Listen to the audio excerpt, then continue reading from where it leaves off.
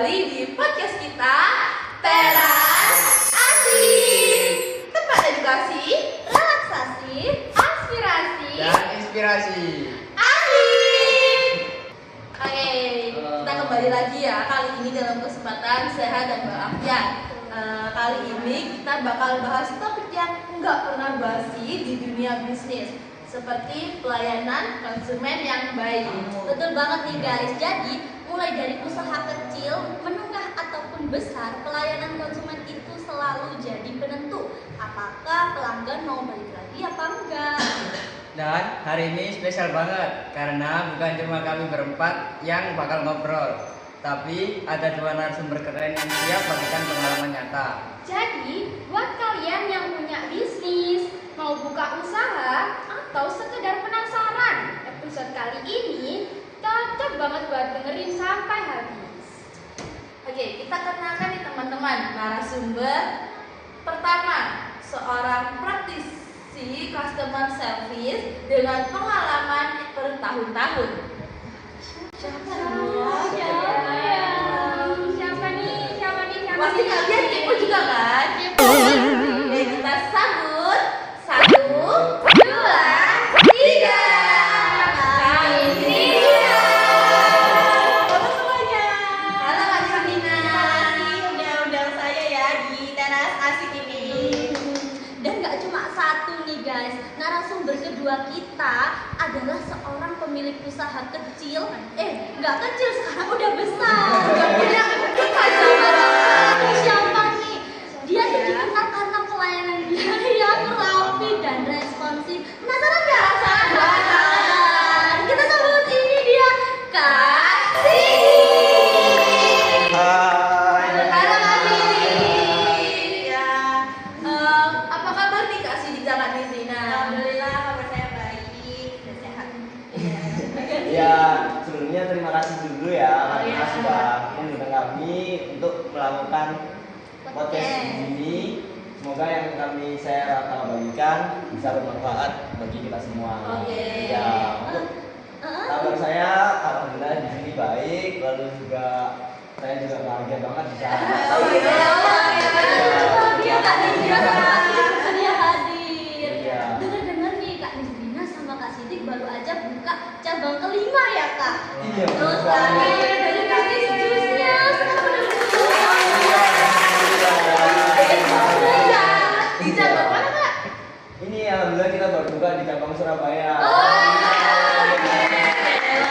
banget. bakal kesana sih. Bakal. Iya, Iya, kita sana ya Kak. Gimana nih tanggapannya Kak Sidik? Kan Kak Nizrina udah berhasil buka cabang sebanyak itu. Iya benar banget, alhamdulillah kita melalui dari usaha yang kecil, akhirnya kita bisa membuka Sunset ini. Alhamdulillah. Ya. Kalian mau tahu nggak sih ya kenapa kok kita bisa sampai bisa membuka sebesar itu? Bangun ya. Iya. Pasti kalian penasaran nggak sih ya? Penasaran banget. Ya, jadi karena banyaknya sekali minat, lalu juga banyaknya orang-orang yang ingin cobain, karena kita tuh kayak di promosi TikTok biasanya tuh kayak mereka melihat kayak, oh ini jusnya kayaknya kelihatan enak banget gitu, kenapa kok di sini kok nggak ada gitu. Jadi kita buka cabang baru di Surabaya sehingga teman-teman yang ada di Surabaya bisa mencobain. setuju, ya. Menarik banget sih jusnya, Iya. bikin penasaran. Bikin penasaran. Tapi yang paling penting dari toko kami itu karena pelayanannya yang sangat baik. Oh iya? Iya. Ya dong, jadi bikin penasaran. Oke. Oke, kita mulai dari yang paling dasar dulu ya. Ya. Untuk Kak Nizrina, menurut kakak, apa sih definisi pelayanan konsumen yang baik? Oke, menurut saya ya, pelayanan konsumen yang baik itu adalah ketika pelanggan merasa bangga didengarkan keluh kesahnya dan dibantu dalam mencarikan solusi. Itu mencakup cara kita menjawab solusi yang kita kasih dan sikap kita ke pelanggan. Bukan cuma cepat, tapi juga harus menghormati pelanggan. Seperti itu. Jadi bisa dibilang ini bukan soal jawab cepat doang ya Kak, tapi keseluruhan Betul sekali, respon yang cepat tanpa attitude yang baik itu kan percuma ya. Betul semangat. Nah, sekarang kita ke Kak Sidik. Dari pengalaman pribadi Kak Sidik nih ya, kenapa karena ya kak itu yang bukan ya. Ya udah otakku dia. Iya benar banget. Kenapa pelayanan itu penting banget ya? Sudah. Iya aku dulu ya. Oke, apa lagi? Oke, sekarang kita ke Kak Sidik nih ya Kak. Dari pengalaman pribadi kakak ini, kenapa sih pelayanan konsumen itu penting banget di era sekarang? Oh, jadi itu sih yang kalian penasaran ya? Iya, Oh ya, mungkin di podcast ini pertanyaan tersebut bisa terjawab. Jadi karena itu yang bikin membeli itu balik lagi. Di era yang penuh pilihan, pelanggan bakalan pilih tempat yang dimana mereka itu bikin nyaman, begitu. Lalu meski harganya sama, produknya bisa mirip, tapi pelayanan itu yang membedakan.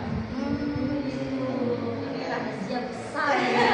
Setuju banget sih kak. Soalnya kadang saya sendiri tuh kalau belanja di tempat tertentu hanya karena pelayanannya yang ramah gitu, pelayanannya enak. Jadinya meski harganya itu bukan yang paling murah, tapi kalau pelayanannya enak, bikin nyaman itu betah sih. Betul. Rindu sama omongannya. Pelayanannya itu bagus banget, jadi kita pasti bakal balik sebagai gengsi ya. Nah, itu dia pelayanan itu investasi jangka panjang. Kita pasti setuju banget. Iya, kenapa Kak? Kita juga setuju. Kalau melayani konsumen itu tidak selalu mulus. Nah, untuk Kak Nisrina, apa sih tantangan terbesar kakak dalam menjalani bisnis selama ini? Oke, tantangan terbesar saya ya sama menjalani bisnis jus ini. Yang pertama, pelanggan yang emosional. Kadang-kadang kan pelanggan ada yang sensi ya, ada yang kayak tiba-tiba marah gitu. Nah, kita sebagai penjual harus meresponnya dengan baik, dengan sabar, seperti itu. Setiap orang kan beda ya cara komunikasinya. Jadi ada juga tantangan soal tekanan waktu, terutama saat chatnya banyak. Misal ada nih order-order chat gitu banyak, tapi kan kita sebagai penjual nggak bisa kan secara cepat untuk menjawabnya satu-satu itu nggak bisa kan? Iya, nggak bisa. Jadi kan biasanya ada pelanggan yang marah-marah karena kok respon aku lama sih dijawabnya, seperti itu. Nah, kita sebagai penjual kita berikan solusi baik dulu, berkomunikasi secara pelan-pelan dulu, kenapa kok bisa responnya itu lama, seperti karena mungkin penjualan kita lagi ramai, seperti itu. Dan tentu saja itu menjaga kesabaran kita ya. Iya banget sih Mas. Karena kuras energi banget itu. Pas ketemu kayak gitu itu kuras energi banget. Iya benar banget. Penjual kesabaran itu levelnya tinggi banget. Kalau untuk pelanggan yang unik-unik ya nggak sih? Betul, setuju. Tapi ketika kita itu bisa profesional ya, itu membuat pelanggan merasa dihargai pastinya. Benar banget. Itu poinnya. Kalian juga harus belajar ya sebelum menghargai.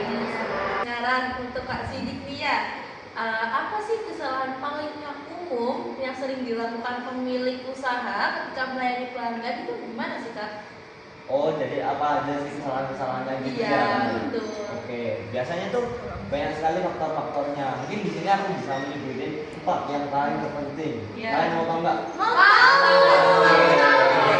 Jadi menurut saya ya, secara umum respon lambat tanpa pemberitahuan itu termasuk kesalahan yang besar. Kenapa? Karena pelanggan itu udah setia menungguin kita, tapi dari kita itu tidak ada pemberitahuan atau tanggapan dari penjualnya. Jadi kayak merasa nggak dihargai gitu loh. Respon gitu ya. Respon. Bete sih kalau aku jadi akun soal responin menjual itu. Iya. Lalu ada yang kedua, yaitu menggunakan nada chat yang terlalu singkat dan jutek. Dry text ya, dry text. Gak suka gitu ya. Dry text itu no banget sih. Jadi ketika pelanggannya udah baik hati, udah nggak salam atau mengechat kita untuk membeli kan, tapi kita kok malah balesinya dengan jawaban yang singkat dan jutek. Mereka tuh pasti aduh gimana sih ini? Iya, serius. Nanti jadi minumnya tuh kayak nggak mood gitu. Iya. Mereka mau minum gitu kan. Setuju banget sih. Terus yang ketiga, mereka itu nggak memberikan solusi, tapi hanya memberikan alasan. Nah, ketika mereka sudah kayak mengechat, lalu ada kesalahan ternyata. tapi mereka tuh nggak bikin solusi, tapi mereka itu hanya kayak alasan-alasan aja gitu. Kayak misalnya kayak dia tuh ngecek mau beli jus mangga kan, nah terus ternyata jus mangganya itu saat kita cek di anunya itu nggak ada. Nah kesalahannya karena nggak ngabarin dulu gitu. Nah saat udah mau ngabarin, dia tuh kayak langsung bilang alasan kayak, waduh jus mangganya habis kak, jadi kita nggak bisa melakukan pelayanannya. Nah itu tuh termasuk cara yang salah gitu. Jadi kita tuh kayak harus sadar diri dulu kan atas kesalahannya. Jadi kayak mohon maaf kak, kami terlambat dalam menjawabnya. Terus kayak sebenarnya iya memberikan penjelasan dulu, terus kayak jus mangganya itu sebenarnya habis. Nah mungkin bisa nggak diganti jus yang lain, jus alpukat atau jus apa gitu. Setuju banget sih. Itu mending ya daripada kayak cuma alasan Iya. Di ghosting itu betul ya. Benar banget. Lalu yang keempat, menganggap komplain sebagai serangan bukan masukan. Kalau bahasa gitu anti kritik ya. Anti kritik benar banget. Nah itu salah satu. ya. Jadi ini tuh menjadi salah satu ujian besar ya, karena banyaknya sekali penjual, tapi kayak banyak yang mereka tuh tidak bisa menerima saran atau kritikan gitu. Betul. Kayak mereka tuh mau menang sendiri gitu. Wah itu nggak boleh sih. Susah banget sih Padahal kan pelanggan itu butuh untuk didengar gitu. Iya. Banget. Oke benar. Jadi yang ini juga yang paling penting, agar kita tuh bisa menganggap komplain itu sebagai masukan, supaya kita itu bisa mengevaluasi diri agar lebih baik untuk selanjutnya. Gitu. Tapi keempat poin yang disebutin sama Kak Siti ini relate banget sih. Benar. Relate banget. Setuju. Banyak nih owner-owner atau pemilik bisnis yang lupa kalau pelanggan itu nggak cuma beli produk, tapi mereka juga butuh pengalaman yang baik gitu biar mereka seneng dan bisa balik lagi ke produknya kalian. Gitu guys. Oke, menurut dari Kak Nisrina nih dan Kak Sidik, gimana sih tips praktis yang bisa langsung diterapkan? Mungkin bisa dari Kak Nisrina dulu. Oke, menurut dari saya ya, yang pertama tips praktis ya. Pertama, gunakan bahasa yang sopan dan ramah. Jadi kalau misal kita gunakan bahasa yang kayak apa ya, dengan nada keras atau kayak tiba-tiba nyolot gitu loh. Nah kan masih pelanggan rasa ini pelayanannya nggak baik kan, gitu kan. Itu nggak boleh ya. Yang kedua, dengarkan pelanggan sampai selesai. Jadi kalau ada komplain dari pelanggan, kita dengarkan sampai selesai. Jangan sampai kita memotong di tengah-tengah pembicaraan pelanggan. Betul. Yang ketiga, jelaskan solusinya dengan jelas. Jadi kalau misal ada pelanggan komplain, kita jangan kayak tadi, jangan berikan alasan aja, tapi kita berikan solusi yang apa ya, yang memuaskan dan ditunjukkan kepada pelanggan. Betul. Setuju. Dan yang keempat dan terakhir ya ini, tetap tenang meskipun pelanggan emosional. Maaf ya, tetap tenang meskipun pelanggan emosional. Jadi kan banyak ya sikap-sikap pelanggan kayak suka apa ya, marah-marah, tiba-tiba datang marah-marah gitulah. Kita sebagai penjual apa ya, menghadapinya itu dengan respon yang baik, jangan ikut marah-marah juga kayak gitu. Betul. Benar banget. Sekarang aku mau dengar nih dari Kak Sidi. Gimana sih Kak Sidi? Ya, prinsip praktisnya dari Kak Sidi. Aku mau Ya, dengar dari Kak Sidi. dari yang apa namanya, dari yang Rizlina, maksud dari Rizlina, selain menggunakan kata yang sopan atau kata-kata yang bagus, ini tuh juga ada yang sangat penting, yaitu kalau menjawab itu kalau bisa minimal itu 2-5 menit aja. Jadi jangan terlalu lama-lama, karena kalau lama-lama itu merasa pelanggan itu merasa tidak diperhatikan dan kayak aduh lama banget gini, kayak kesel. Pasti kan pelanggan itu punya waktu atau kesibukan masing-masing gitu. Lalu sering melakukan follow up, jadi kayak sering melakukan timbal balik atau saling perhatian di dalam komunikasinya. Lalu kalau ada kesalahan, akui dulu sebelum menjelaskan. Kayak yang tadi gitu ya, kayak. Kayak yang tadi yang menjelaskan. Dan yang terakhir, jangan janji yang berlebihan. Itu sih, kita janji itu gak suka janji janji manis itu gak suka. Nanti kita butuh tindakan daripada janji aja. Benar. Jangan janji ya. Oke, biar makin jelas nih buat penonton dan buat kita juga, coba kakak beri, kita coba bahas contoh situasi singkat. Kayak ada pelanggaran comply karena barang telah sampai. Nah, Kak Sidik ini gimana sih cara nanggepinnya gitu kalau terima komplain tersebut? Jadi gitu. Jadi kayak gimana cara menanggapi kita agar supaya pelanggan itu tidak marah. Iya. Gitu. Nah, jadi yang pertama itu kita itu harus ucapkan maaf dulu kepada pelanggan supaya pelanggan itu merasa kayak mereka itu melakukan kesalahan gitu. Lalu kita cek dulu resi atau tanggal-tanggal dalam pengirimannya apakah benar sesuai ajuannya. Jadi kayak kita tuh mencari solusi atau mencari dari mana akar kesalahannya. Betul. Gitu. Ya. Kalau memang kesalahan pengiriman, aku kasih alternatif, mungkin bisa refund ongkir atau kirim ulang. Iya. Kalau barangnya hilang. Nah, yang paling penting pelanggan merasa dapat perhatian. Iya, betul sekali. Kita harus tanggung jawab. Iya.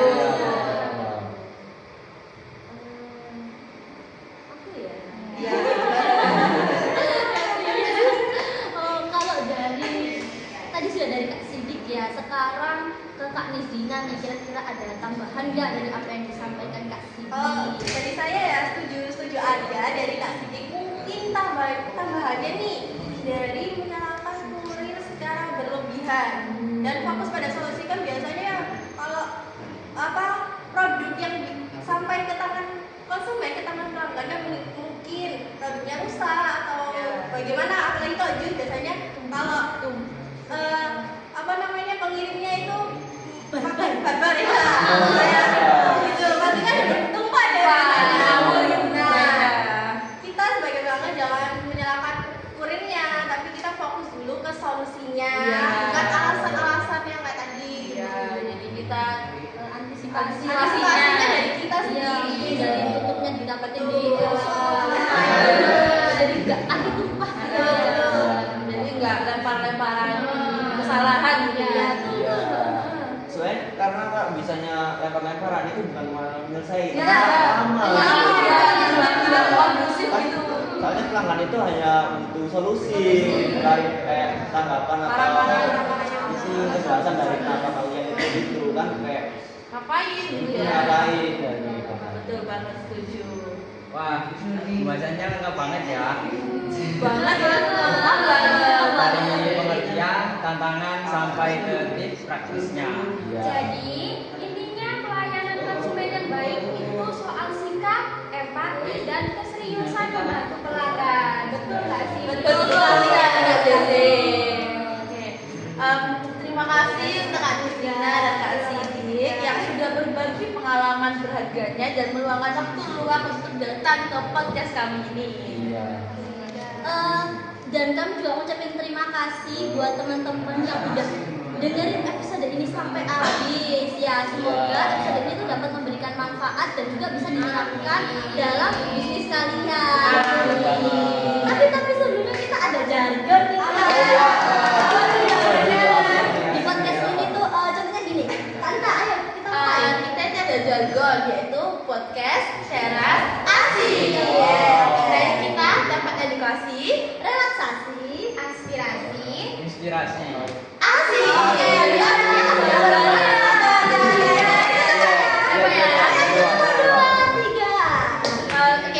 terima kasih.